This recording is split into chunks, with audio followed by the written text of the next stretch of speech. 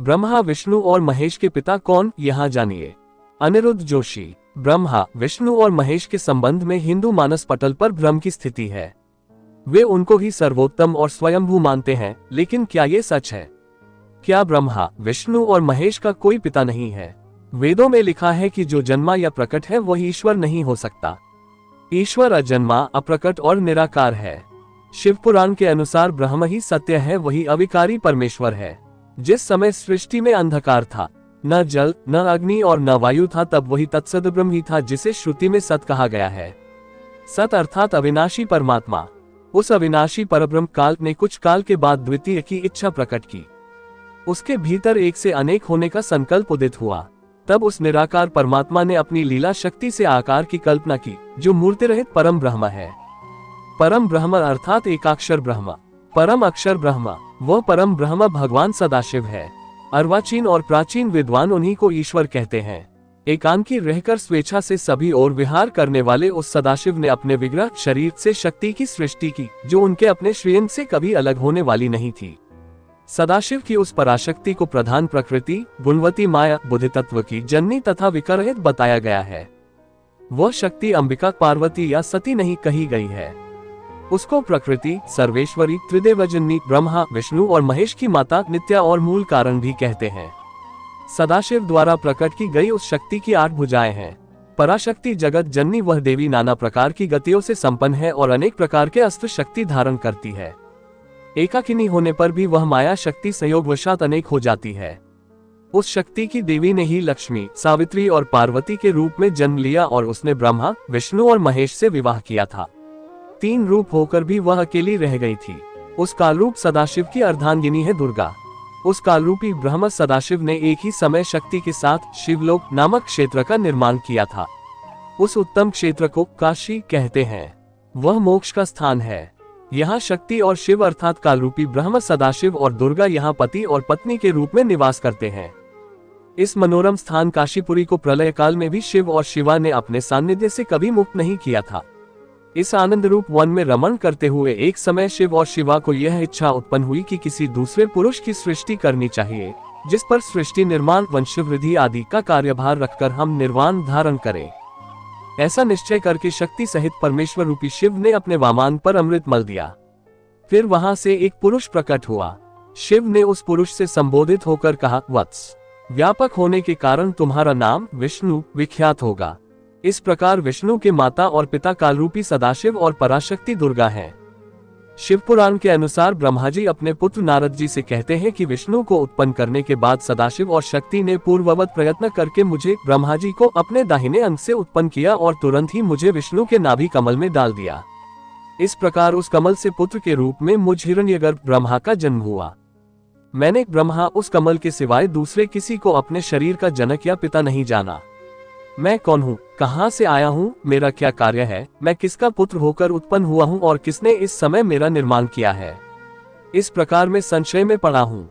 इस प्रकार ब्रह्मा, विष्णु और रुद्र इन 3 देवताओं में गुण है और सदाशिव गुणातीत माने गए हैं। एक बार ब्रह्मा और विष्णु दोनों में सर्वोच्चता को लेकर लड़ाई हो गई, तो बीच में कालरूपी एक स्तंभ आकर खड़ा हो गया।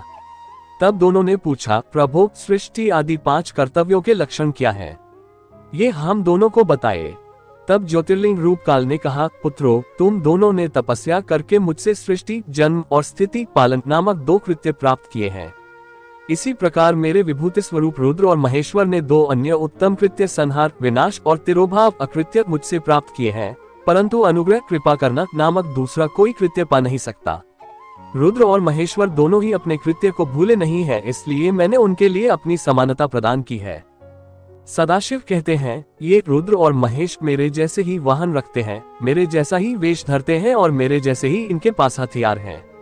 वे रूप, वेश, वाहन, आसन और कृत्य में मेरे ही समान हैं। कालरूपी सदाशिव कहते हैं कि मैंने पूर्व काल में अपने स्वरूपभूत मंत्र का उपदेश किया है, जो ओंकार के रूप में प्रसिद्ध है, क्योंकि सबसे पहले मेरे मुख से ओंकार अर्थात ओम प्रकट हुआ। ओंकार वाचक है, मैं वाच्य हूँ और यह मंत्र मेरा स्वरूप ही है और यह मैं ही हूँ। प्रतिदिन ओंकार का स्मरण करने से मेरा ही सदा स्मरण होता है।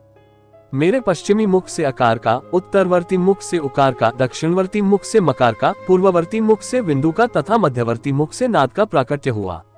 ये 5 अवयवों से युक्त पंचभूत ओंकार का विस्तार हुआ। अब यहाँ 7 आत्मा हो गई ब्रह्म, परमेश्वर से सदाशिव, सदाशिव से दुर्गा, सदाशिव दुर्गा से विष्णु, ब्रह्मा, रुद्र, महेश्वर। इससे ये सिद्ध हुआ कि ब्रह्मा, विष्णु, रुद्र और महेश के जन्मदाता कालरूपी सदाशिव और दुर्गा हैं। ये बातें अन्य पुराणों में घुमा फिराकर लिखी गई हैं, जिससे कि भ्रम की उत्पत्ति होती है। भ्रम को छोड़कर सभी पुराण और वेदों को पढ़ने की चेष्टा करें तो असल में समझ में आएगा। मनगढ़ंत लोकमान्यता के आधार पर अधिकतर हिंदू सच को नहीं जानते हैं। शिव पुराण और देवी भागवत पुराण। शिव पुराण अनुसार परम ब्रह्म अर्थात एकाक्षर ब्रह्म, परम अक्षर ब्रह्म, वह परम ब्रह्म भगवान सदाशिव है। अर्वाचीन और प्राचीन विद्वान उन्हीं को ईश्वर कहते हैं।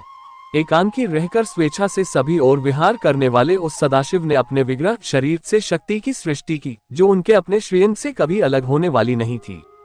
सदाशिव की उस पराशक्ति को प्रधान प्रकृति, गुणवती माया, बुद्धि तत्व की जननी तथा विकरहित बताया गया है।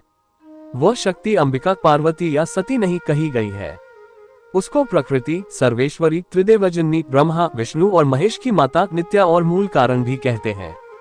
सदाशिव द्वारा प्रकट की गई उस शक्ति की 8 भुजाएं हैं। पराशक्ति जगत जननी वह देवी नाना प्रकार की गतियों से संपन्न है और अनेक प्रकार के अस्त्र शक्ति धारण करती है। गीता प्रेस गोरखपुर द्वारा प्रकाशित देवी भागवत पुराण के पहले स्कंद में नारद जी से कहते हैं कि तुम जो पूछ रहे हो ठीक यही प्रश्न मेरे पिताजी ब्रह्मा ने देवाधिदेव श्रीहरि विष्णु से, जो जगत के स्वामी हैं, से किया था। लक्ष्मी जी उन देवाधिदेव देवों के देव की सेवा में रहती हैं। कौस्तुभ मणि से जो सुशोभित हैं, जो शंख, गदा और चक्र लिए हुए हैं और जिनकी 4 भुजाएं हैं, वे पीतांबर धारण करते हैं। वक्ष स्थल पर श्रीवत्स का चिन्ह चमकता रहता है। एक बार इन देवाधिदेव को तपस्या करते हुए देखकर ब्रह्मा जी ने इनसे पूछा कि भगवान, आप दो सभी देवों के देव हैं। आप सारे संसार के शासक होते हुए भी समाधि लगाए बैठे हैं। आप किस भगवान का ध्यान कर रहे हो? ब्रह्मा जी के विनीत वचन सुनकर भगवान श्रीहरि उनसे कहने लगे, देवता, दानव और मानव सभी यह जानते हैं कि तुम सृष्टि करते हो, मैं पालन करता हूँ और शंकर, रुद्र संहार किया करते हैं। किंतु फिर भी वेद के पारगामी पुरुष अपनी युक्ति से यह सिद्ध करते हैं कि रचने, पालने और संहार करने की ये योग्यता जो हमें मिली है, इसकी अधिष्ठात्री शक्ति देवी है।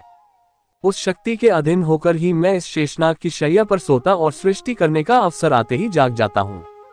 मैं सदा तप करने में लगा रहता हूँ, क्योंकि उस शक्ति के शासन से कभी मुक्त नहीं रह सकता। कभी अवसर मिलता है तो लक्ष्मी के साथ अवसर बिताने का सौभाग्य प्राप्त होता है। मैं कभी तो दानवों के साथ युद्ध करता रहता हूँ और अखिल जगत को भय पहुंचाने वाले दैत्यों के विकराल शरीर को शांत करना मेरा परम कर्तव्य हो जाता है। मैं सब प्रकार से उन्हीं शक्ति के अधीन रहता हूँ और उन्हीं का कार्य किया करता हूँ।